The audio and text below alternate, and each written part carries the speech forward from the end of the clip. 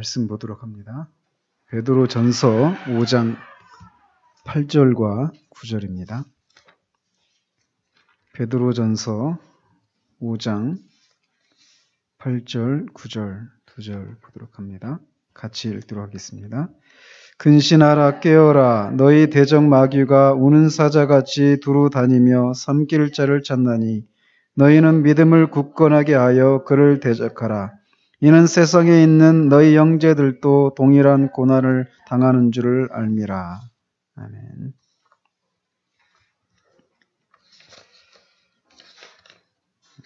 우리가 지난주에 이제 크리스천이 그 3명의 아가씨들의 그런 배웅을 받으면서 겸손의 골짜기를 이렇게 내려온 그 장면까지 우리가 살펴보았습니다. 이제 오늘은 그 겸손의 골짜기에서 마귀 아볼로온과의 전쟁을 하는 그런 장면을 살펴보도록 하겠습니다.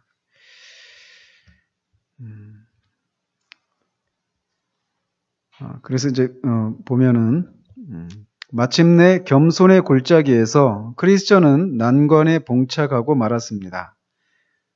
얼마 가지 않아 더럽게 생긴 괴물이 그에게 다가오는 것을 보았기 때문이었습니다. 이 괴물의 이름은 아볼루온, 무적행의 사자, 계시록에 이렇게 나와 있는데 아볼루온이었습니다. 크리스천은 두려워하기 시작했습니다. 그래서 그는 돌아서서 도망쳐 버릴까 아니면 맞서볼까 망설이면서 마음이 몹시 산란해졌습니다. 그러나 그는 가슴바지 갑옷만 입었지 등은 가리지 못했기 때문에, 여기서 가슴바지 옷은 의의 흉배를 가리키겠죠.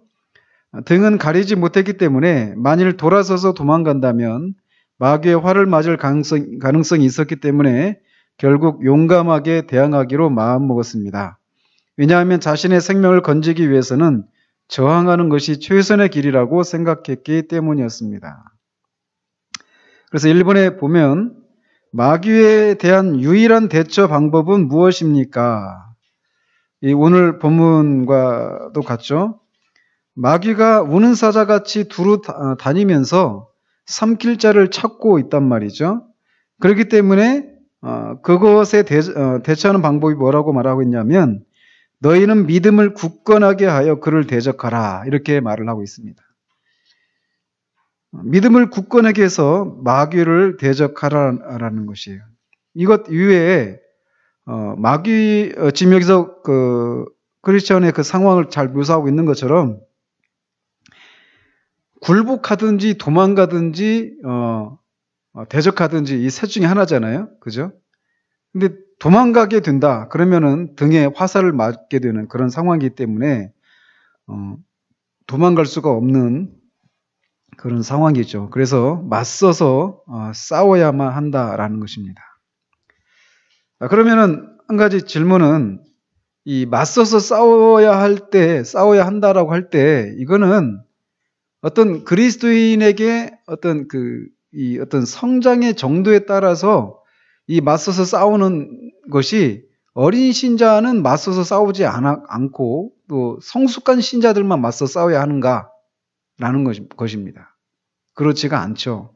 베드로 사도가 말하기를 이는 세상에 있는 너희 형제들도 동일한 고난을 당하는 줄을 알미라, 이렇게 말을 하고 있어요.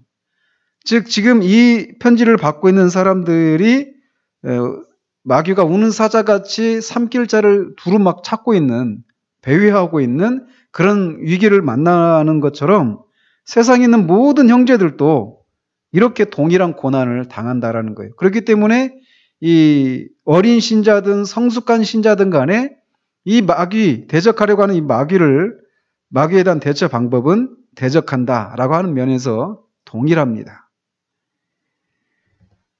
그래서 이제 마귀가 이제 그렇게 하고 싸우기로 했어요.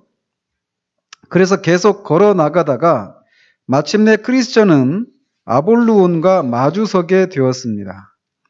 그런데 그 마귀의 모습은 정말 보기만 해도 소름이 끼칠 정도로 흉측하기 짝이 없었습니다. 몸은 물고기 같은 비늘로 덮여 있었고 용의 날개 같은 것이 등에 솟아 있었으며 발은 곰의 발처럼 생겼고 배에서는 시뻘건 불길과 검은 연기가 쏟아져 나오고 있었고 입은 사자의 입과도 같았습니다. 그는 크리스천에게 바짝 다가오더니 경멸하는 표정으로 그를 바라보면서 질문을 던지기 시작했습니다. 자, 이번에 보면 마귀의 모습에서 우리는 마귀가 무슨 일을 한다는 것을 알 수 있습니까? 이렇게 질문하고 있어요. 마귀의 모습에 대해서 구체적으로 설명하기 전에 마귀의 모습은 정말 보기만 해도 소름이 끼칠 정도로 흉측하기 짝이 없었다. 이렇게 말하고 있죠. 그러니까 결국 마귀가 무슨 우리 신자들을 향해서 무엇을 한다라는 얘기냐면 신자들의 마음 가운데서 두려움을 불러일으키는 것입니다. 그래서 이 두려움을 이렇게 불러일으켜서 이 마귀를 감히 대적할 그런 엄두를 내지 못하게 한다라는 것입니다. 그래서 그 사무엘상 17장에서도 그 골리앗이 이스라엘 백성들을 향해서 하나님을 모독하는 그런 말을 하면서 너희 중에 누가 한 사람이 나와 싸우자 하면서 40일 동안 그렇게 외쳐댔지만 이스라엘 백성들이 그 골리앗을 보고 다 두려워 떨고 아무것도 못했잖아요. 그랬던 것처럼 마귀가 우리를 향해서 하는 일이 그런 거라는 것입니다. 두려움을 불러일으키는 거예요. 우리가 두려움에 사로잡힐 때 정상적인 사고를 하기가 쉽지가 않습니다. 그죠? 언제도 제가 우스갯소리 말씀드렸지만 도둑이 들어왔는데 112가 몇 번이지 하면서 당황한다고. 그러니까 그게 우리 인간이 갖고 있는 그런 연약함이거든요. 두려움을 가지고 있을 때 우리가 한 발짝도 나가지를 못해요. 근데 그 기선을 제압하는 거죠. 이런 식으로 마귀의 그런 모습 속에서. 그러나 그런 마귀를 우리가 두려움을 이렇게 넘어서서 대적을 해야 된다라는 것입니다. 근데 이제 보시면 그는 크리스천에게 바짝 다가오더니 경멸하는 표정으로 그를 바라보면서 질문을 던지기 시작했습니다. 이렇게 말하고 있어요. 그러니까 이제 우리가 이 마귀와의 싸움, 아볼론과의 그런 싸움을 이제 묘사하는 장면이 실제로 칼을 들고 막 이렇게 용의 모습을 한 그 마귀와 막 싸우는 거잖아요.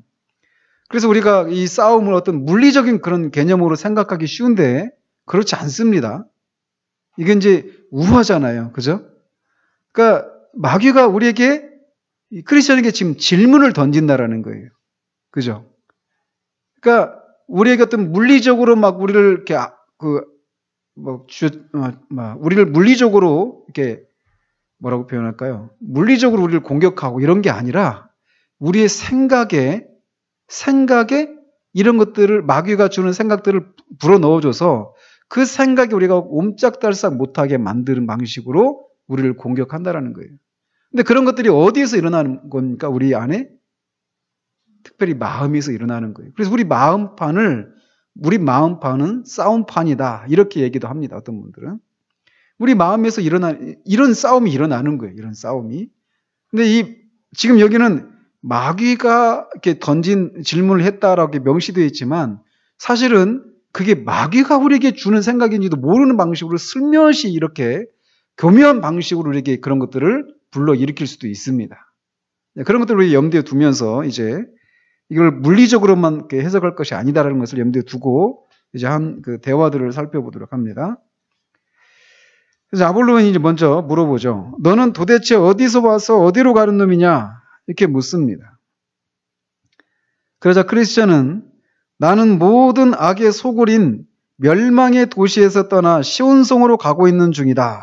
이렇게 대답을 하니까 내가 보니 너는 내 부하 중 하나이구나. 그 고장은 모두 내 것이고 나는 그곳의 왕이며 신이기 때문이다. 그런데 너는 어찌해서 왕을 배반하고 달아나고 있느냐? 나는 네가 반성하여 다시 날 섬기기를 원한다. 만일 그렇게 하지 않는다면 지금 당장 한 방에 너를 거꾸러뜨리겠다. 자, 여기서 보면 아볼론이 크리스천을 알고 있습니까? 모르고 있습니까? 알고 있어요?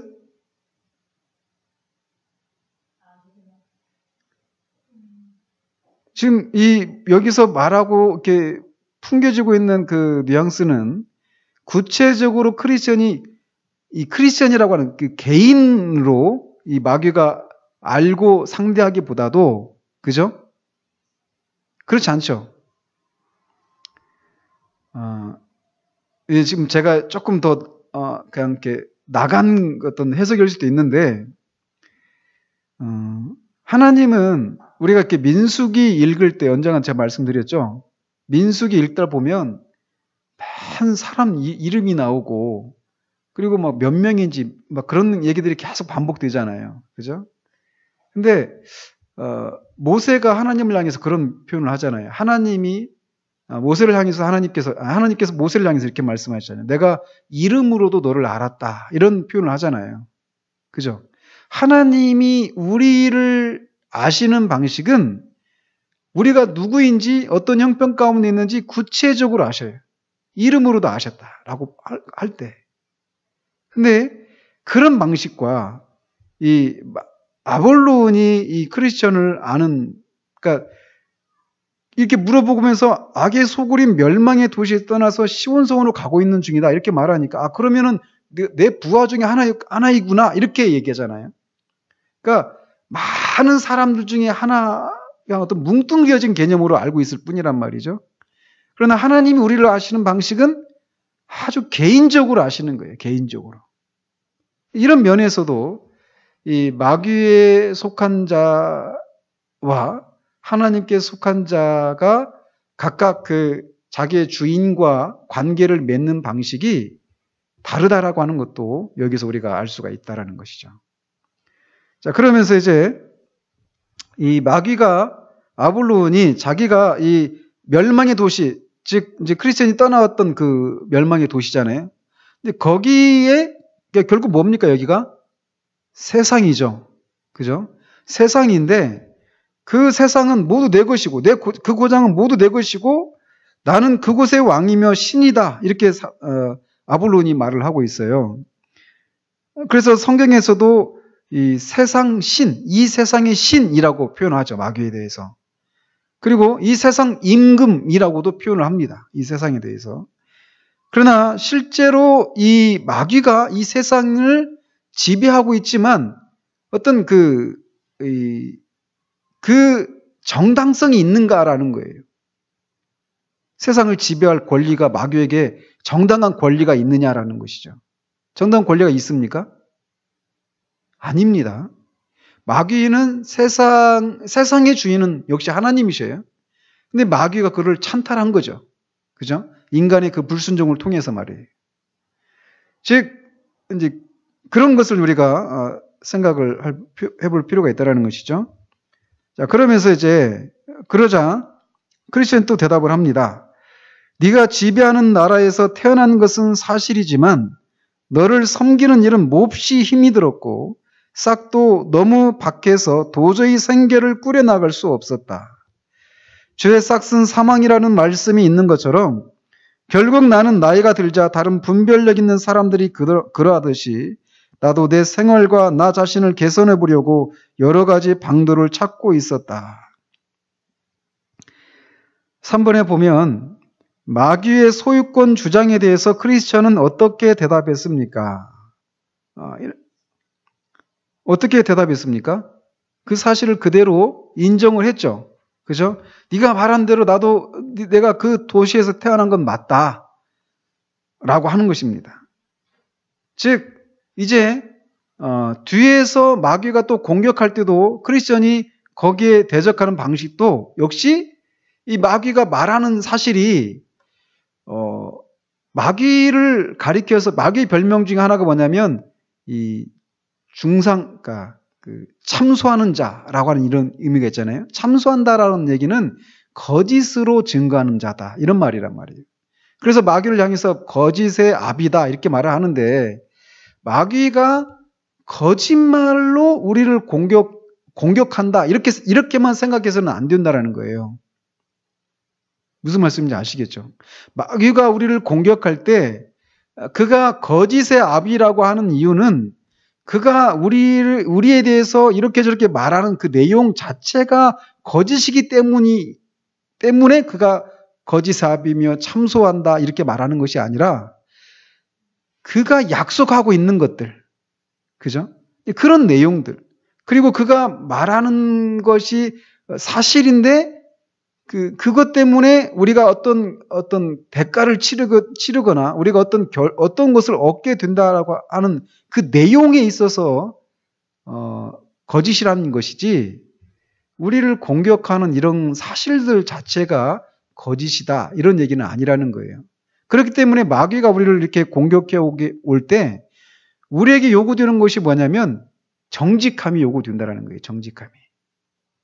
그래서 이것에 대해서 우리가 또 다른 어떤 변명을 한다거나 이렇게 되면 또다시 어떤 그런 마귀가 공격할 수 있는 그런 빌미를 제공하는 것이 되기 때문에 이 정직한 그런 태도들이 우리에게 요구되어진다라고 말할 수 있습니다. 그래서 마귀의 소유권 주장에 대해서 크리스천이 맞다, 네가 말하는 것처럼 거기서 태어났다, 이렇게 얘기를 하고 있어요. 그러면서 너를 섬기는 일은 몹시 힘이 들었고 싹도 너무 밖에서 도저히 생계를 꾸려나갈 수 없었다. 결국은 마귀의 지배 아래에 있었을 때 그 삶의 고달픔에 대해서 얘기를 하고 있는 것이죠. 마귀를 섬기는 것은 결국 우리에게 고통을 주는 것밖에는 없었다라고 할 수 있습니다. 자, 그러면서 이제 그렇게 대답을 하니까 아볼론이 또 대답을 합니다. 쉽사리 자신의 신하를 잃어버리는 어리석은 왕이 없는 것과 마찬가지로 나도 너를 절대로 잃어버리지 않겠다.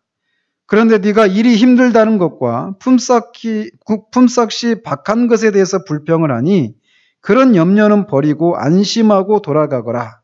우리나라의 경제 사정이 허락하는 대로 너를 후대해 준다고 여기서 확고하게 약속해 주마. 4번에 보면 마귀의 약속은 어떤 것입니까? 이렇게 묻습니다. 결국 그 마귀가 약속한 것은 이 약속한 이것이 거짓인 것이죠. 그죠? 그래서 마귀를 거짓의 압이다, 이렇게 얘기를 하는 거예요. 사실 이 마귀가 이 아볼론이 크리스천에게 이 품삯을 더 후하게 주고 또 일도 그렇게 힘들지 않게 해주겠다, 이렇게 약속을 하고 있지만 마귀가 이렇게 할 수 있는 권리도 사실은 없습니다. 마귀가. 그죠? 그러니까 그렇게 할 수 있는 권리 자체가 없어요. 예수님을 마귀가 시험을 할 때 나한테 경배하면 이 세상의 모든 영광을 너한테 주겠다, 이렇게 시험을 했잖아요. 근데 마귀가 이 세상의 영광을 주거나 뺏거나 할 수 있는 권리가 없습니다. 그죠? 그렇게 할 수 있는 유일한 권리를 가지신 분은 하나님 한 분밖에 없어요. 그러니까 지금 여기에서 마귀가 약속하고 있는 것도 사실은 자기 권한 밖에 있는 것이죠.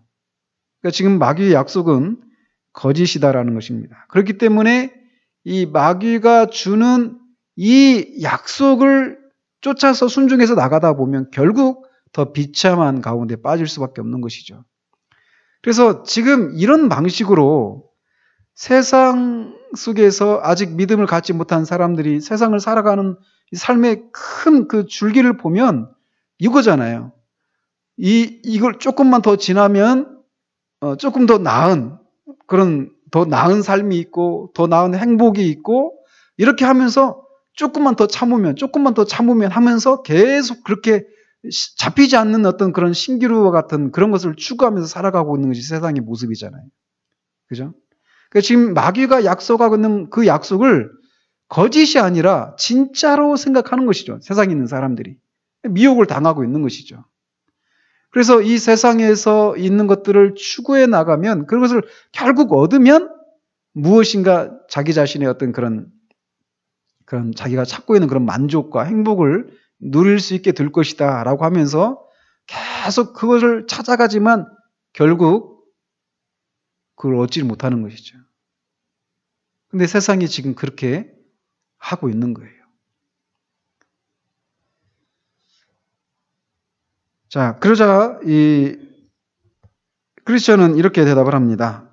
그러나 나는 이미 네가 아닌 다른 분, 즉 왕 중의 왕이신 분께 나 자신을 드렸다. 그런데 어떻게 너에게 다시 돌아가겠느냐? 이렇게 대답을 합니다. 5번에 성도가 자신의 정체성을 이해하는 것은 왜 중요합니까? 즉, 지금 이 크리스천이 자기는 이미 왕 중의 왕이신 분을 섬기기로 내 자신을 드렸다. 이렇게 얘기하고 있단 말이에요. 즉, 그전에는 내가 너를 섬겼다. 그러나 지금은 나는 너를 섬기는 그런 길에서 돌아서서 왕 중의 왕이신 하나님을 섬기기로 이미 결정을 했고 내 자신을 그렇게 하나님께 드렸다. 나는 더 이상 너와 상관이 없다. 이렇게 얘기를 하는 것이죠. 즉, 이렇게 자기 자신이 옛날에는 이 마귀에게 속해 있었지만 지금은 그렇게 마귀와 상관이 없는 그런 신분이 되었다라고 하는 것을 인식하는 것이 죄를 이길 수 있는 또는 마귀를 이길 수 있는 이 토대가 된다라는 거예요. 그래서 이 로마서에서도 계속 얘기하는 것이 그런 거잖아요. 너희가 계속 그리스도와 함께 십자가에 죽고 그리스도와 함께 다시 살아서 죄에 대해서는 죽었고 율법에 대해서도 죽었고 또 하나님을 향해서는 의를 향해서는 살았다라고 하는 이 사실을 계속 인식을 시키잖아요. 그러니까 그런 너희가 어떻게 계속해서 죄 가운데 거할 수 있느냐? 이건 있을 수가 없는 거다. 이렇게 얘기하면서 그리스도 안에서 그리스도인들에게 신자들에게 일어난 그 일의 그 결과들을 계속 상기시키잖아요. 그러면서 우리의 신분이 무엇인가, 우리의 정체성이 누구인가라고 하는 것을 계속 상기시키는 일들을 말씀을 통해서 하고 있단 말이죠. 그러니까 이렇게 자기 자신의 정체성을 아는 것은 마귀와의 싸움에서, 죄와의 싸움에서 이길 수 있는 이 첫 번째 어떤 토대가 되기 때문에 이건 너무나도 중요한 것이다라는 것이죠. 그러니까 어때요? 우리가 말씀을 들을 때 또는 개인적으로도 마찬가지예요. 개인적으로도 그렇고 우리가 예배 가운데 말씀을 들을 때도 우리가 기대할 것이 무엇이냐면 우리가 누구인지를 말씀해 주십시오. 이렇게 하는 거예요. 근데 이거를 끊임없이 우리가 들어야 돼, 듣고 우리의 정체성을 다시금 이렇게 회복하는, 확인하는 이런 것들이 예배 가운데, 특별히 말씀 가운데 있어야 되는 것이죠. 근데 사실 우리가 그것을 확인할 때 시험도 이기고 어떤 낙심될 때 상황 가운데서 힘을 얻고 하는 것이 다 그렇게 우리의 정체성, 그리스도 안에서 하나님과 우리와의 관계가 무엇인가, 우리가 누구인가, 이런 우리 자신에 대한 정체성을 확인하는 것을 통해서 우리가 힘을 얻는 것이라는 것이죠. 그렇기 때문에 이건 굉장히 중요한 것입니다. 내가 누구인가, 나한테 일어난 일이 무엇인가, 이런 것을 아는 것은 너무나 중요한 일이다라고 할 수 있습니다. 자, 그렇게 이제 크리스천이 왕 중의 왕이신 하나님을 섬기기로 자기 자신을 드렸다 이렇게 얘기하니까 아볼론이 또 이렇게 공격을 합니다. 너는 지금 마치 나쁜 곳에서 더 나쁜 곳으로 옮겨간다는 속담처럼 어리석은 짓을 행하고 있다. 스스로 그놈 하나님입니다. 스스로 하나님의 신하라고 자칭하면서 잠시 동안 그에게 봉사하던 놈들이 또다시 그를 속이고 내게로 돌아오는 놈들이 헤아릴 수 없이 많아. 내 놈도 머지않아 그렇게 될 테고 그때 만사가 잘 해결되겠지. 이렇게 얘기를 합니다. 6번에 예수님을 믿다가 포기하는 사람이 많습니까?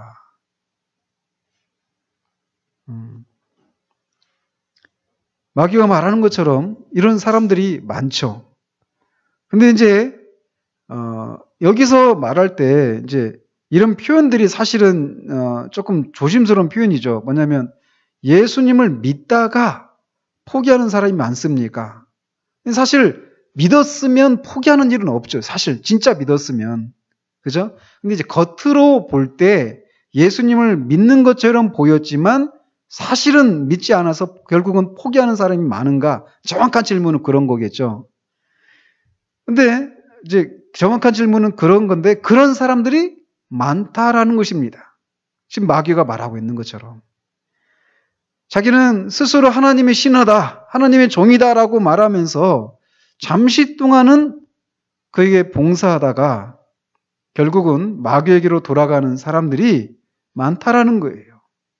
그 예수님 당시에서도 예수님을 오병이어의 기적을 경험하고 많은 사람들이 예수님께로 왔단 말이죠.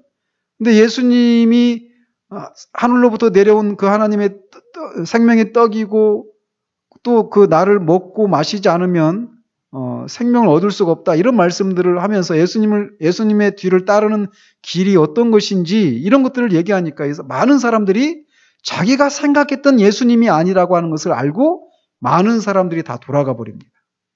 그리고 소수의 제자들만 남는단 말이죠. 그런 것처럼 지금도 그런 사람들이 많이 있습니다.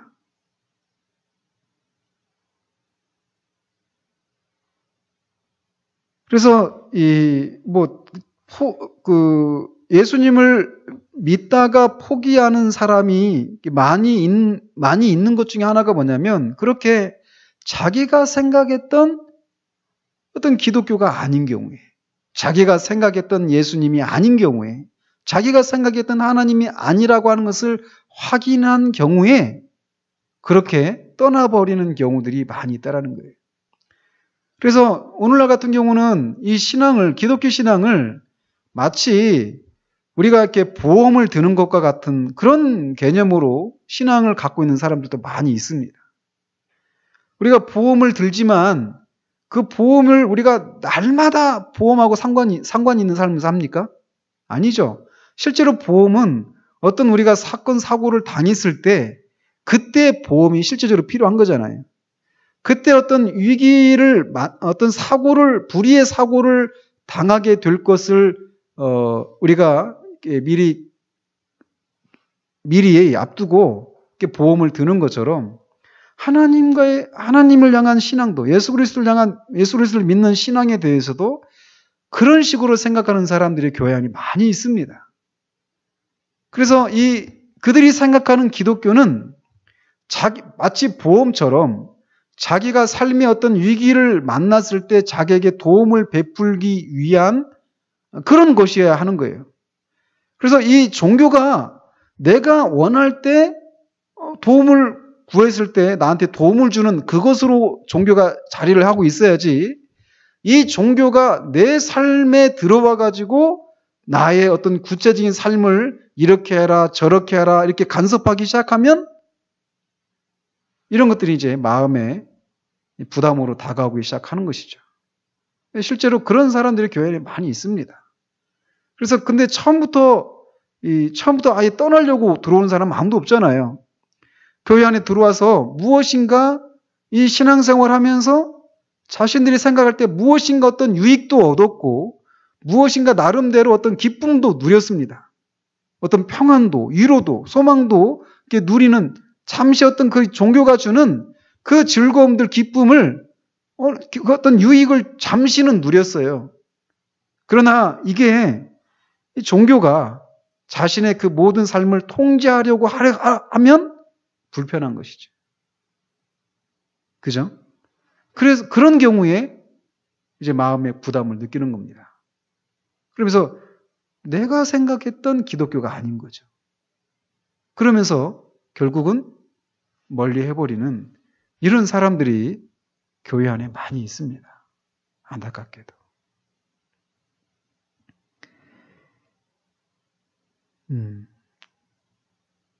자, 그러면서 그렇게 이제 그렇게 많이 한때는 예수님을 믿고 하나님의 종이라고 했지만 결국 나한테 돌아온 사람들이 많았다.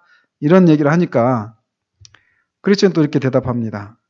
나는 이미 그분께 내 믿음을 바치고 충성을 다하기로 맹세한 사람인데 만일 다시 등을 돌리고 돌아간다면 반역자로 낙인 찍혀 처형될 게 뻔하지 않은가.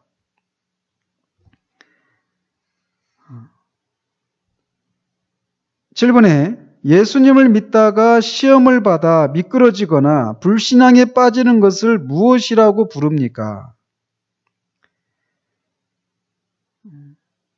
뒤로 물러가 침륜에 빠지는 것이다 라고 말하죠. 다른 말로는 배교한다라고 얘기를 하죠.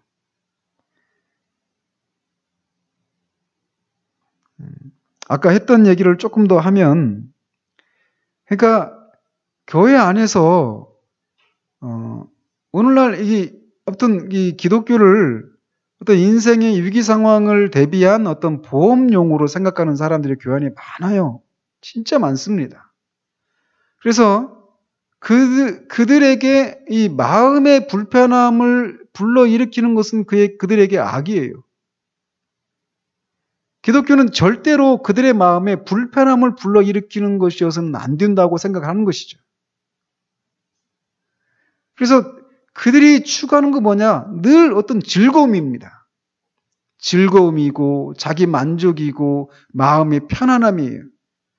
그러니까 말씀도 그런 메시지를 즐겨 듣죠. 자기를 조금이라도 마음의 불편함을 불러일으키는 그런 말씀들은 그들에게는 결코 그들이 좋아할 수 없는 그런 말씀이 되는 거예요. 근데 정말 그 말세로 가면 갈수록 사람들이 그렇게 자기 귀를 이렇게 간지러운 그 귀를 이렇게 긁어주는 그런 메시지들만을 자꾸 쫓게 됩니다. 그런 메시지들이. 그리고 지금 같은 시대에 그런 메시지들이 교회 안에 넘쳐난다고 보죠. 그러니까 말씀을 통해서 한 번도 자신의 마음 가운데 어떤 갈등이나 불편함이나 어떤 이런 것들이 없이 그냥 이렇게 편안한 그런 가운데 교회 생활을 하고 있는 사람들이 많이 있어요. 그렇게 아무런 불편함이 없이 교회 생활을 이렇게 자신의 만족스럽게 하고 있는 그 이유들은 그런 메시지들을 듣지를 못하니까 그렇다는 것이죠.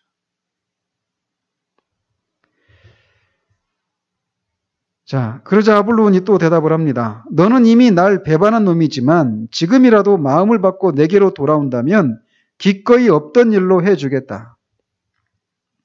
그러자 내가 너에게 충성을 약속한 것은 내가 어렸을 때의 일이다. 그러나 나는 이제 나를 용서해 주실 수 있는 그분의 깃발 아래에 서 있다.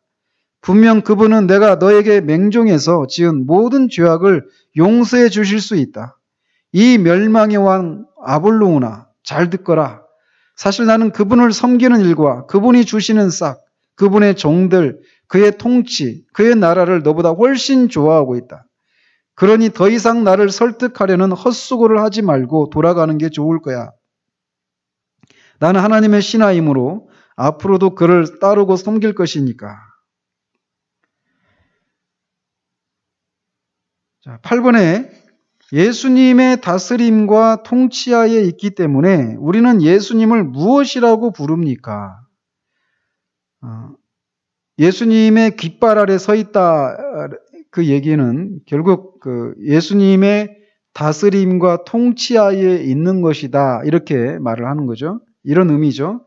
그러니까 어때요? 예수님이 우리를 다스리고 통치하신다라고 하면 예수님은 우리의 왕이 되시는 것이고 우리는 그의 종이 되는 것이고 또 왕이면서 또 동시에 주님이 되시는 것이죠. 그렇기 때문에 우리가 예수님을 주라고 고백을 하는 것이죠. 그러니까 이제 여기서 아까도 6번에서 말씀드린 것과 이 대비가 되는 거죠. 그죠? 그러니까 한 사람이 구원을 받았다라고 말할 때는 그렇게 그 하나님 나라의 왕이신 그리스도께서 자신을 통치하고 지배하도록 그렇게 온전히 자신을 내어주는 거예요. 그러니까 자기에게 요구되어지는 건 뭐냐면 순종이죠. 그죠? 그러니까 이런 부분에서도 정말 내가 하나님께 속한 사람인가 아닌가를 확인할 수 있어요.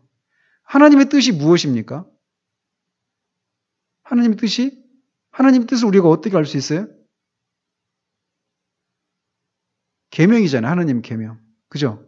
나의 뜻대로 행하는 자라야 뭐라고 합니까? 예? 예. 내 계명을 가지고 행하는 자라야 내 뜻대로 행하는 자다. 이렇게 말씀하시잖아요. 그죠? 그러니까 계명은 하나님의 뜻이 무엇인가를 우리에게 이렇게 보여주신 거란 말이에요. 그러니까 한 사람이 정말 그리스도인이라면, 정말 그가 구원받은 사람이라면 이 하나님의 계명을 지키고 순종하는 모습으로 나타나기 마련입니다. 그죠?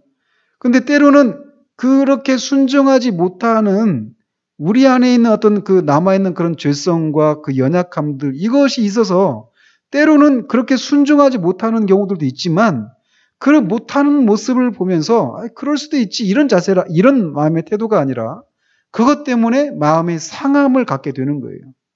왜 그러느냐? 내가 세워놓은 어떤 삶의 기준에 미치지 못하는 내 자신을 보면서 실망하고 낙심하고 이런 게 아니라, 나의 주인이신, 나를 그런 죄 가운데서 건져주시고 내게 생명을 주신 사랑하는 주님을 내가 온전히 섬기지 못하는 것에서 오는 마음의 상함 때문에 이 상하고 애통해 하는 것이지, 내가 어떤 세워놓은 그런 기준, 나는 이런 정도는 지킬 수 있는 사람이다라고 하는 그런 기준에 미치지 못하는 자신의 모습을 보면서 애통해하고 안타까워하는 것과 주님의 뜻대로 살아가지 못하는 것 때문에 주님의 마음을 아프게 해드리는 그것 때문에 애통해하고 아파하는 것과는 다릅니다. 무슨 차이인지 아시겠어요? 그래서 벤자민 프랭클린이라고 하는 이 사람이 자기 나름대로 그 조나단 에드워즈 시대 사람이거든요. 조지 휘필드나 이때 그 당시 사람인데, 이 사람도 그 조나단 에드워즈도 보면 결심문이라고 하는 것이 있어요. 그 휘필드도 마찬가지고. 그래서 하루를 어떻게 살아가야 되겠다는 그런 나름대로 어떤 그런 결심문이 있습니다. 가지고 세상 그런 항목들이 있어요.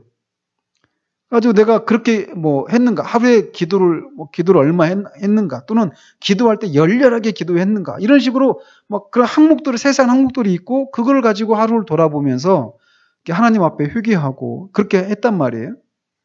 그랬던 것처럼 벤자민 프랭클린이라고 하는 사람도 그런 자기 나름대로 어떤 그런 삶의 어떤 그 항목들을 적어놨어요. 내가 지켜야 될 그런 항목들을 여러 세세하게 적어놨단 말이죠. 그리고 그것에 따라서 자신의 이렇게 삶을 통제하고 절제하면서 살아갔어요. 근데 벤자민 프랭클린은 그리스도인이 아닙니다. 그도 휘필드나 웨슬리의 설교를 들었던 사람이에요. 그 집회 현장에 있었던 사람이 있거든요. 그리고 이 휘필드의 설교집을 인쇄업자이기도 했기 때문에 프랭클린이 휘필드의 그 설교집을 내려고 했단 말이에요. 그러니까 휘필드가 대답하기를, 만약 이 설교 가운데 있는 빛과 번개와 천둥 소리까지도 표현할 수 있다라면 해라. 아주 멋지게 거절을 했죠. 이렇게 하면서 그 천둥의 그 소리와 그 빛을 어떻게 같이 담을 수 있습니까? 그건 없는 거죠. 아무튼 이제 프랭클린이 어쨌든 크리스천이 아니었어요. 그런데도 자기 나름대로의 기준을 세워놨어요. 그러니까 왜? 자기 자신에 대해서 나는 이런 정도의 어떤 삶을 살아야 될 사람이다 라고 하는 어떤 기준을 나름대로 가지고 있었던 거예요. 그리고 거기에 미치지 못하면 자신을 자책하고 또 막 채찍질하고 이렇게 했단 말이죠. 이거는 그냥 도덕입니다. 하나님의 뜻대로 살아가는 것과 전혀 상관이 없는 거예요. 이런 구분은 우리에게 필요합니다. 이런 것들이.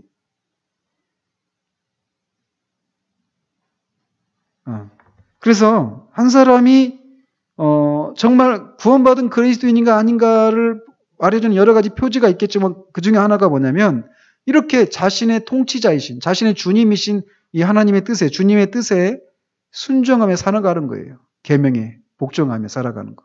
그러니까 아까도 말씀드린 것처럼 그저 하나님을 내가 어떤 인생의 위기를 맞았을 때 나한테 도움을 주는 그런 하나님으로 계셔야지, 그 하나님이 내 삶에 들어와가지고 감나라 배나라 하기 시작하면 이제 하나님도 자신의 삶을 통제하지 못하게 만드는, 그래서 그 하나님을 아예 떠나버리는 그런 상태 가운데 있는 사람은 결코 그리스도인이라고 할 수가 없겠죠. 그죠? 근데 많은 사람들이 그런 것 때문에 잠시는 이 기독교가 주는 어떤 그런 여러 가지 그런 유익들을 잠시는 맛봐요. 그 돌밭에 그 씨가 뿌려진 사람처럼 즉시 기쁨으로 말씀을 받아들입니다. 그러다가 혼란이나 핍박이 올 때 이렇게 떠나버리는 그런 사람과 같은 그런 모습의 사람들이 교회 안에 많이 있어요. 어쨌든 이 크리스천은 자신이 예수님의 통치 아래 있는 사람이다. 그러니까 자기가 순종할 사람은, 순종할 분은 오직 예수 그리스도 한 분이다라고 하는 분명한 인식을 가지고 이제 이렇게 마귀의 그런 공격에 대적을 하고 있습니다. 자, 9번에 또 연이어서 보면 크리스천은 자신이 누구의 종이 되었다고 말하고 있습니까? 말하고 있는 것처럼 하나님의 신하다 이렇게 얘기하고 있죠. 크리스천은 구속의 은혜를 입어서 하나님의 종이 되었다고 고백하고 있습니다. 그러니까 자신을 이 불의의 병기로 죄에 드릴 수 없음을 분명하게 말하고 있습니다. 그러면서 얘기하기를 사실 나는 그분을 섬기는 일과 그분이 주시는 싹, 그분의 종들, 그의 통치, 그의 나라를 너보다 훨씬 좋아하고 있다. 이렇게 얘기하고 있어요. 자, 이런 표현을 통해서도 우리가 알 수 있는 것처럼 우리 아까도 말씀드린 것처럼 우리 마음판은 싸움판이 이렇게 말씀드렸잖아요. 그러니까 우리 마음을 누가 차지하려고 하냐면 하나님이 우리 마음을 차지하시든지. 그래서 그 잠언 4장에서도 내 아들아, 사랑하는 아들아, 내게 내 마음을 다하고 이렇게 하잖아요. 그러니까 마음을 주지 않은 채 우리가 어떤 섬김을 하는 것은 사실 섬김을 하는 것이 아니죠. 그러니까 하나님은 내 마음을 다하고 이렇게 말씀하셔서 이 마음은 우리 영혼의 저서란 말이에요. 그러니까 우리 전 존재를 달라 이런 말씀이시거든요. 그러니까 이 마음을 하나님께 드리든지 아니면 이 마음을 마귀에게 주든지 이런 싸움이 우리 가운데서 일어나고 있는 거란 말이에요. 마음판에서. 그러면서 여기서 말하기를 나는 하나님을 섬기는 것이 그분의 종들을 또 그분이 주시는 싹 또 그의 통치와 그의 나라를 너보다 훨씬 좋아하고 있다. 이렇게 말하고 있어서 결국은 어떤 거냐면 사랑 싸움을 하고 있는 거예요. 사랑 싸움. 그죠? 이 표현이 조금 이렇게 뭐 통속적이긴 한데 사실 그렇잖아요. 우리 마음 가운데. 우리가 정말 이렇게 변화를 받고 나면 이 즐거움의 대상이 달라지잖아요. 그죠?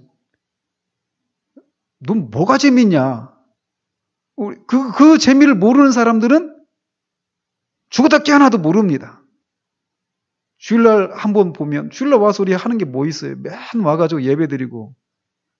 그죠? 사실 우리도 뭐 다른 교회 같이 많이 어떤 주일날 많이 뭐 하고 있는 것도 아니지만, 그리스도인들이 지금 이 크리스천이 말한 것처럼 그분을 섬기는 것이 좋은 거예요. 더 마귀를 섬기는 것보다. 그분의 싹. 그러니까 이게 뭡니까? 그분이 우리에게 주시는 어떤 그 상급들이죠. 그죠? 그의 종들. 그러니까 그 종들이니까 우리들이죠. 그죠? 그런 사람들과 성도의 그런 교제를 나누는 것들. 이렇게 말할 수도 있단 말이에요. 그죠? 이런 어떤 그 즐거워하는 그 대상이 달라지는 거예요. 그래서 아이들이 막 갖고 놀던 그 장난감들 이것이 크면 시시해져 버리잖아요. 그런 것처럼 우리가 마귀의 종이었을 때 우리에게 즐거움을 주었던 이런 것들이 하나님의 종이 되면서 우리의 신분이 바뀌면서 우리 정체성이 완전히 바뀌어지면서 예전에 즐거웠던 것들이 즐겁지 않게 되는 일들이 일어나는 거예요. 그죠?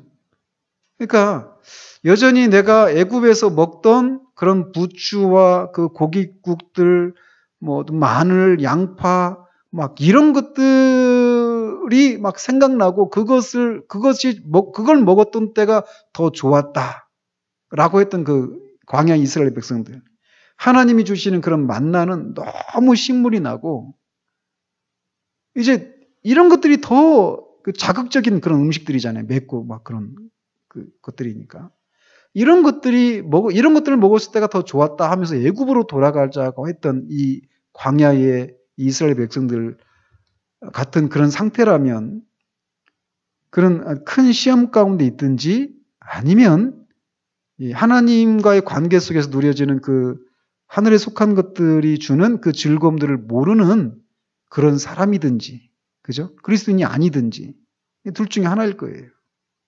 그래서 두 가지로 볼 수 있겠죠. 그래서 내 안에서 지금 내가 즐거워하는 것들이 무엇인가를 보면 정말 그 사람이 거듭난 사람인데도 즐거움이 하나님과의 관계 속에 누려지는 그런 것들이 아니라 옛날에 누렸던 이런 것들이 이렇게 더 이렇게 즐거움으로 우리 가운데 다가오고 있다라면 내가 지금 정상적인 상태가 아니구나 이렇게 하면서 다시 각성하고 돌이켜야 되겠지만 만약에 그런 것이 뭔지를 모른다라면 자신의 어떤 근본적인 질문을 던져봐야죠.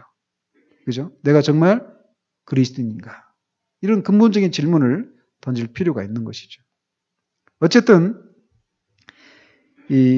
한 사람이 변화를 받게 되면 이런 근본적인 즐거움의 대상에 있어서의 그런 근본적인 변화들이 일어나게 됩니다.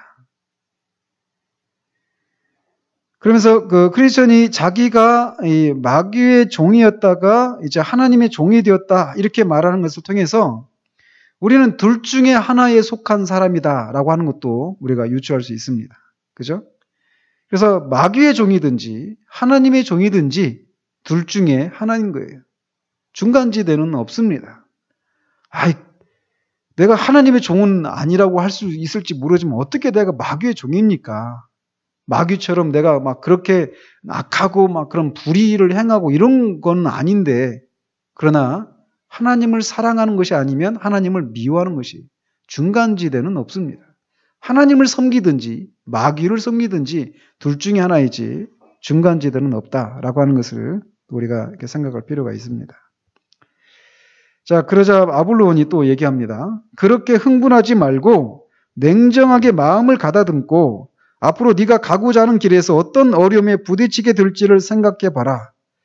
너도 알다시피 그의 신하들 중 대부분은 마지막에 병에 걸렸는데 나를 배반하고 내 길을 위반했기 때문이다. 그들 중 얼마나 많은 사람들이 치욕적인 죽음을 당하게 되었는지 알고 있긴 하느냐. 뿐만 아니라 너는 그를 섬기는 것이 나를 섬기는 것보다 더 낫다고 생각하는 모양이지만 그는 그로부터 떠나 나의 손아귀에 들어온 그의 신하들을 구원하려고 나서는 일이 절대로 없어. 그러나 나는 온 천하가 알다시피 나의 모든 권력과 온갖 수단 방법을 다하여 나를 충실히 섬겼던 신하들을 비록 그들에게 잡혀있는 상태라고 할지라도 어떻게든 구원해냈다. 그러므로 지금 나는 너를 구원해 주려는 거다.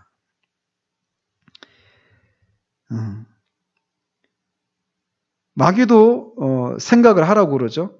그러니까 주님께서도 나를 따르기 전에 너희들이 내 제자의 삶을 살기 위해서 치러야 될 그런 비용이 무엇인지를 계산하라고 하시잖아요. 그죠? 그러고 나서 나를 따라라. 너희들한테 기다리는 것은 어떤 고난이 있는 것이다. 왜?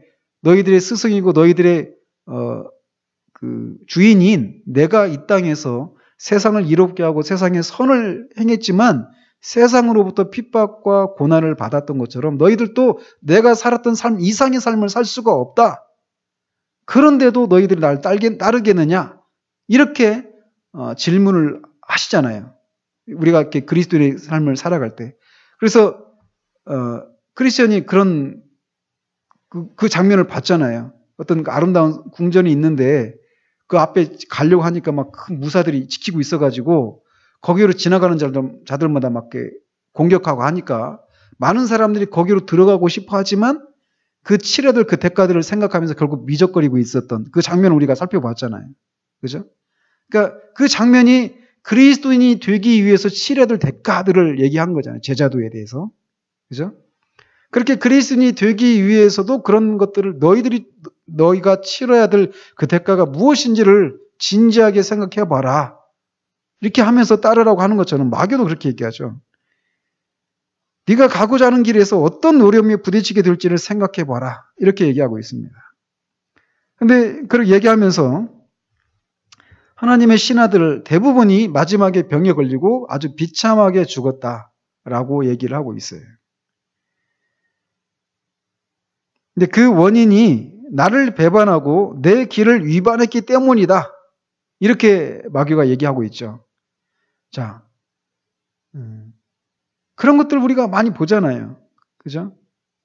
그러니까 예수님을 믿고 정말 이렇게 구원을 이 길을 따르려고 하면 잘 되어도 갈까 말까인데 뭔가 이렇게 더 안 되고 더 꼬이고 더 어려움을 겪는 이런 것들을 보면서 내가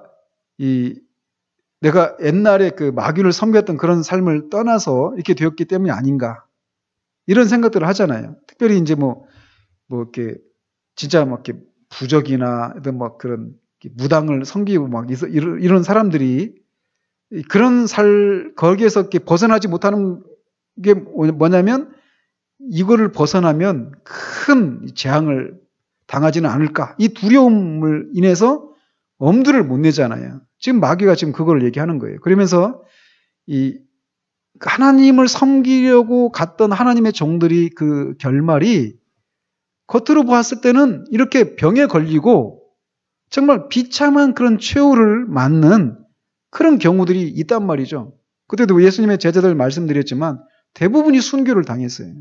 그죠? 히브리서에 있는 것처럼 막 이사야 선지자라고 이렇게 전설을 이렇게 내려오는데 막 톱으로 잘려 죽고 이사야 같은 경우는 토굴에 갇혀 있고 짐승의 밥이 되고 이렇게 죽는 사람들이 많잖아요. 지금 이 21세기도 말이에요. 그러니까 그런 것을 보면서 그 하나님의 뒤를 따르는 사람들의 그 최후가 다 그렇게 비참했다. 그러니까 진지하게 생각해 보라고 얘기를 하는 것이죠. 그러면서 또 덧붙이기를 얼마나 많은 사람들이 이렇게 치욕적인 죽임 당했는가 이렇게 생각해 보라고 하면서 또 하나님을 섬기는 것이 마귀 나를 섬기는 것보다 더 낫다고 생각하는데 하나님이 어디 한번 하나님을 섬기다가 마귀에게로 돌아온 사람들을 구원해낸 적이 있더냐 이렇게 얘기하고 있어요. 이에 비해서 나는 비록 한때 나를 배반하고 하나님께로 가서 하나님께 종노릇하고 있는 이 사람들을 수단과 방법을 가리지 않고 내가 다 구해내지 않았느냐. 이렇게 얘기하고 있는 것이죠. 그러면서 이제 크리스천의 그 마음을 돌이키려고 예를 쓰고 있는 것이죠. 사실 이 하나님의 통치를 이게 지금 거짓말입니까? 그 하나님을 섬겼던 사람들이 많이 이렇게 병에 걸리고 또 비참한 치유를 맞은 거 이게 거짓말입니까? 아니죠. 근데 거짓말이에요. 그죠? 겉으로 보면 거짓말이 아니지만 사실은 거짓말이란 말이죠. 그죠? 그거를 이제 우리가 분별할 필요가 있는 것이죠. 그래서 사실은 마귀가 우리의 마음 가운데 불러일으키는 것도 그거잖아요. 우리 가운데 누가 고난 그 자체를 즐거워하는 사람이 있습니까? 아무도 없잖아요. 우리가 메조키스트라고 하잖아요. 막 학대 받는 것을 통해서 어떤 성적인 쾌감을 누리는 사람들. 이런 사람을 메조키스트라고 하는데, 우리가 영적인 메조키스트들이 아니잖아요. 그죠? 근데 어떤 고난을 그 자체가 즐거운 게 아니란 말이에요. 그러니까 고난을 즐거워하는 사람은 없어요. 고난 그 자체를. 그러나 고난 가운데 하나님께서 위장된 그런 축복을 해주시기 때문에 그 고난을 통해서 우리를 하나님께서 빚으시고 또 그 과정 가운데서 하나님이 우리에게 주시는 그런 비밀한 은혜들이 있기 때문에 고난까지도 우리가 감사하는 것이지 고난 자체를 좋아하는 건 아니란 말이에요. 그죠? 근데 이제 우리가 어쨌든 그렇기 때문에 우리가 고난이 우리 가운데 올 때 우리 마음 가운데서 일어나기 쉬운 생각들이 이런 거란 말이에요. 왜 왜 이렇게 나한테 이런 일이 일어날까? 오히려 이렇게 하나님 앞에 더 이렇게 하나님께 충성하고 이렇게 순종하는 그런 삶을 살았으면 뭔가 삶이 더 이렇게 더 풀리고 뭔가 더 온전하게 가야 되는데 왜 이런 것이 없는가라고 하면서 마귀가 지금 이 하나님의 선하심, 하나님의 신실하심 이거를 크리스천으로 하여금 의심하도록 만드는 일을 하고 있잖아요. 그런 것처럼 우리가 그런 일들이 우리 가운데 닥칠 때 우리 안에서 그런 의심이 일어나게 된단 말이에요. 그죠? 그러니까 이런 방식으로 사단이 우리를 공격한다라는 거예요. 근데 이런 것에 대해서 이제 또 얘기를 합니다. 크리스천이. 거기까지만 보고 마치도록 하겠습니다. 그분께서 지금 당장 그의 신하들을 구원해 주지 않고 참으며 기다리시는 이유는 의도적으로 하나님에 대한 그들의 사랑을 시험해 보기 위해서 그러시는 거다. 너는 그들이 결국 비참한 종말을 맞이하게 된다고 말하지만 네가 말하는 그들의 종말은 결코 비참한 것이 아니고 그들에게는 가장 영광스러운 것으로 여겨지고 있다. 왜냐하면 그들은 현세의 구원을 별로 기대하지 않는 반면 하나님, 그들의 임금이신 하나님께서 자신의 영광이나 천사들의 영광 가운데 이 땅에 오실 때 얻게 될 영원한 영광을 기대하면서 기다리고 있기 때문이다. 이렇게 대답을 합니다. 그러니까 이렇게 마귀가 이렇게 공격해 올 때 크리스천이 이렇게 답을 하는 것처럼 우리도 그렇게 맞받아쳐야 된다는 것이죠. 즉 크리스천은 하나님께서 10번에 보면 때로는 성도들이 고난과 핍박을 당하며 죽게 부르짖어도 곧바로 구원하시지 않는 때를 만납니다. 이때 성도들은 무엇을 기억해야 합니까? 시편에 하나님이여 주께서 우리를 시험하시되 우리를 단련하시기를 의인을 단련한 같이 하셨으며 이렇게 얘기합니다. 이 크리스천이 대답하는 것처럼 하나님께서 그런 과정을 통해서 하나님을 향한 우리의 사랑을 시험하시기 위해서 곧장 그런 고난과 핍박으로부터 우리를 곧장 건지시지 않는다라고 대답을 하고 있단 말이죠. 그래서 하나님은 그 과정을 통해서 우리를 연단하시는 거예요. 이 과정이 쉽지 않아요. 그죠? 고통스러운 것입니다. 욥의 그 고난도 마찬가지죠. 욥이 자기 자식들이 다 죽었죠. 7이었나요? 딸까지 10이었나요? 8이었나? 죽은 자녀들이 지금 제가 생각이 안 나네요. 아무튼 자녀들을 다 잃고 자기 몸도 완전히 그냥 망가졌죠. 자기 아내까지도 그리고 사람들도 다 자기 친구들도 완전히 자기를 죄인 취급하고 더 괴로움을 겪는 그런 고난을 통과했단 말이죠.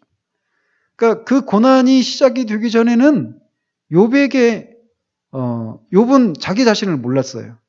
그죠? 욥은 자기 자신을 몰랐습니다. 자기 안에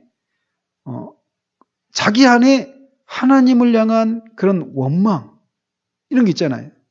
그러면서 또 자기 안에서 이 어떤 그 자기의 이런 것들이 있는 것을 그런 고난을 통해서 들추어내신 것이죠, 하나님께서.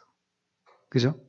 그리고 그 과정을 통해서 이 욥을 더 정결케 하는 이런 작업을 하셨단 말이죠.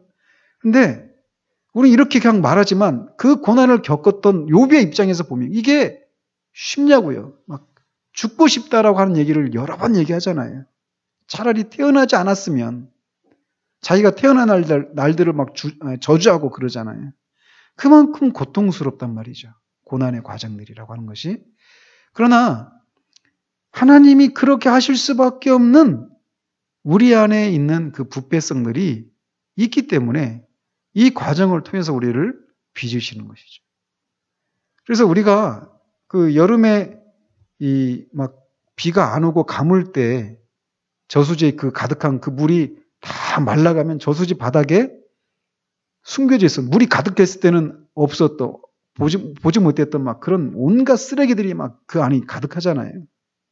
그런 것처럼 우리가 하나님이 주시는 은혜가 있을 때 정말 하나님 앞에서 우리가 하나님을 위해서 무엇인가 할 수 있고 다 할 수 있는 것 같은 어떤 대가를 치르더라도 하나님을 위해서 섬기고 싶은 그런 선한 마음만 우리 가운데 있는 것 같지만 그런 은혜를 이렇게 거두시고 하나님의 얼굴을 우리에게서 감추실 때 우리 안에서 이제 그런 것들이 바닥에 숨겨져 있었던 것들이 드러나죠. 그런 것을 통해서 하나님 우리를 계속 정결케 하시는 작업들을 하시는 거예요. 그래서 우리가 근데 그런 과정을 통해서 하나님은 하나님을 향한 이 우리의 사랑을 시험하십니다. 그러니까 어떻게 되든지 그래도 하나님을 향한 이 욥이 아내가 그러잖아요. 하나님을 저주하고 죽어라 막 얘기하잖아요. 근데 어리석은 여자라고 하면서 막 책망하잖아요. 어쨌든 그가 자신이 태어난 날들을 원망하고 저주하기까지 하고 그랬지만 이 하나님을 향해서 어떤 탄원을 쏟아냈지만 하나님을 향한 어떤 막 그런 이 어떤 그 원망이나 불평 막 이런 건 아니었단 말이에요. 이런 거하고 조금 구분이 될 필요가 있습니다. 욥이 표현했던 이런 말들이. 근데 어쨌든 욥은 그러니까 욥과 같이 그런 시험의 과정을 통해서 하나님께서 우리 안에 정말 이 모든 것들을 다 가져가실지라도 하나님을 향한 사랑만 있으면 그것으로 제가 족합니다. 라고 하는 하나님을 향한 우리의 사랑을 그런 것을 통해서 들춰내신다라는 거예요. 그런 것들을 시험하신다라는 것이죠. 그래서 그런 욥의 그런 고난이나 이런 것을 보면서 우리가 그렇게 인내하는 것을 하나님의 선하심을 끝까지 붙들고 인내하는 것을 우리가 배워야 하죠. 11번까지 보고 마치도록 합니다. 성도들도 질병에 걸릴 수 있는 이유는 무엇입니까? 막 여기서 나사로 얘기를 이렇게 해놔가지고 막 이거 보면서 야 정말 이것까지 끌어다 씻으니구나 막 이런 생각이 막 들더라고요. 네. 그러니까 성도들도 사실 11번 같은 문제는 사실 이제 필요가 없는 문제 같아요. 좀 약간 좀 억지스러운 그런 문제 같은데 성도들도 질병에 걸릴 수 있죠. 그게 하나님의 어떤 징계를 받는 것은 징계를 받아서 질병이 걸릴 수도 있고 또 하나님 심판 그렇기도 하지만 어쨌든 성도들도 질병에 걸릴 수 있죠. 네.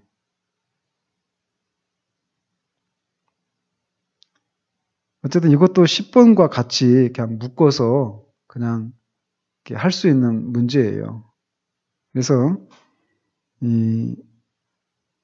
마귀가 우리가 이렇게 질병에 걸리거나 삶에 이런저런 고난이 이렇게 지속되고 또 때로는 하나님이 우리를 향해서 얼굴을 이렇게 감추시는 것 같은 그런 시기를 지나기도 하고 여러 모양으로 우리를 다루실 때 우리 안에서 하나님의 그런 은혜, 하나님을 향한 어떤 의심이 일어날 때 우리가 어떻게 대처해야 하는가를 크리스천이 이 대답을 통해서 우리에게 보여주고 있습니다. 하나님이 우리를 잊으신 것이 아니라는 것이죠. 그 과정을 통해서 우리를 시험하시고 우리를 더 연단하시고 우리를 정결한 사람들로 만드시기 위한 것이기 때문에 우리는 하나님의 선하심을 이렇게 바라보며 인내해야 한다. 선하심을 의심하지 않고 인내해야 된다. 하나님의 선하신 뜻이 이렇게 드러날 때까지 인내하며 은혜를 구해야 된다. 이런 거죠. 그래서 마귀가 그렇게 의심할 때, 우리를 하나님을 의심하게 만들 때, 이렇게 크리스천이 마귀를 향해서 대적했던 것처럼 그렇게 우리가 맞서야 됨을 우리가 살펴봤습니다. 12번부터는 다음 주에 하도록 하겠습니다. 기도하겠습니다. 하나님 아버지, 우리 마음판은 싸움판이라고 어느 누가 말했던 것처럼 실로 그렇습니다. 오늘 하루만 돌아보아도 우리 마음에는 정말 하나님이 보시기에 선한 생각뿐만 아니라 하나님 보시기에 악한 생각, 때로는 그 악한 생각이 우리 안에서 들어오는 것이 아니라, 생겨나는 것이 아니라 우리 밖에서 들어오는 생각들도 있었던 것을 보게 됩니다. 끊임없이 마귀는 우리를 하나님을 섬기는 일에서 멀어지게 하고 하나님을 섬기는 것이 정말 힘들고 버겁게만 느껴지고 하나님과의 관계 속에서 아무런 일도 안 일어나고 심지어는 고난이 우리 가운데 닥쳐서 정말 하나님 우리를 잊으신 것 같은 그런 상황들도 있음을 보게 됩니다. 그럴 때마다 마귀는 우리에게 하나님의 선하심을 의심하게 만들고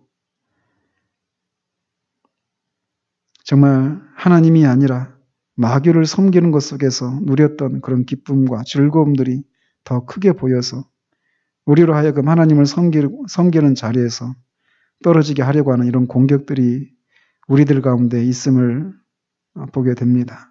그럴 때마다 크리스천이 이 아볼론을 대적해서 말했던 것들을 기억하는 우리가 되어지기를 원합니다. 정말 하나님은 우리를 그렇게 고난 가운데 두시는 것은 우리를 시험하시고 연단하시기 위한 하나님을 향한 우리의 사랑을 시험하시고 더 순전하고 온전케 하시기 위하여서 그런 것들을 허락하신 것을 기억하고 하나님의 뜻이 드러날 때까지 인내하고 그렇게 하나님을 의심하지 않는 그런 우리가 되어지기를 원합니다. 마귀가 주는 생각대로 그렇게 우리의 마음이 거칠어져서 하나님이 아니라 하나님이 기뻐하시지 않는 그런 상태 가운데 우리가 들어가고 우리를 방치하는 우리가 되어지지 않기를 원합니다. 그것들을 대적하고 싸우는 그런 우리 되어져서 마침내 하나님이 그 과정을 통해서 우리를 더욱더 주님을 더 깊이 알고 우리가 더 온전해져 가는 그런 것을 끊임없이 경험하게 되는 우리 모두 되어지기를 원합니다. 예수 그리스도 이름으로 기도합니다. 아멘.